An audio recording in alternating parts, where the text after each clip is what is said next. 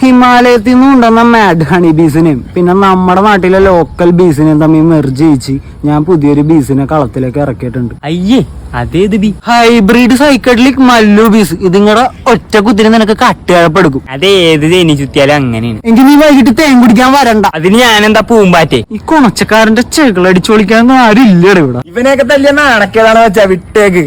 മറ്റൊറ്റമൂലിയുടെ കാര്യം എന്തായി? പ്രാന്തിനുള്ള ഒറ്റമൂലിയാണ് ഷോക്ക്. നിന്റെ അനിയന് പ്രാന്ത് വന്നു തന്നെ ഷോക്ക് അടിച്ചതിന്റെ ഷോക്കിലാണ്. That means this is incurable എന്ന് മാത്രം പറയല്ലേ വെച്ചാ. അവനെ കാണിക്കാൻ ആശുപത്രി ഒന്നും ബാക്കിയില്ല. എടാ മോനെ, ഇലക്ട്രിക്കലിന്റെ കുഞ്ഞിനെ ഉണക്കി പൊടിച്ച് മൂക്കോഴി നാസ്തി പഠിപ്പിച്ച നിന്റെ അനിയന്റെ പ്രാന്ത് പഞ്ചാബ് കിടക്കും. ഈ ഇലക്ട്രിക്കലിലേക്ക് എവിടെ പോയി പിടിക്കാണ്? എന്റെ പഴയ ഒരു ക്ലാസ്മേറ്റ് ഉണ്ട്. അവൻ ഇലക്ട്രിക്കലിനെ മാത്രം ബ്രീഡ് ചെയ്യിക്കാറുള്ളൂ. ആരാണവൻ? Octavio Lambda. അവന്റെ ചെല്ലപ്പേര് ഷോക്ക് ലകലക. എന്ത് കോപ്പളാ കാണിച്ചത്? അത്ര ഫീസ് അടിച്ചു പോയല്ല. മോട്ടറിലേക്ക് ഷോക്ക് അടിച്ചോ? ഷോക്ക് അടിച്ചിരിക്കുന്നു. നീയൊക്കെ എവിടത്തെ ഷോക്കിലൊക്കെ എന്നാ പറയാ? എന്റെ മച്ച, എത്ര നാളായി കണ്ടിട്ട്? കൃത്യമായിട്ട് ഓർമ്മയില്ല, കൊറേ നാളായി.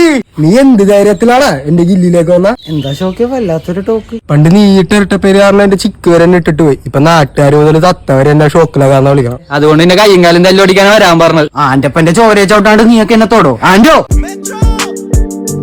ആന്റപ്പന്റെ ചോര പോപ്പി പിള്ളേരെ വിളിച്ചിട്ട് ഗില്ലി വളയാൻ പറയടാ. എന്നിട്ട് ഇവരെ കെട്ടിടാനുള്ള ലൈംഗമ്പി എടുത്തു.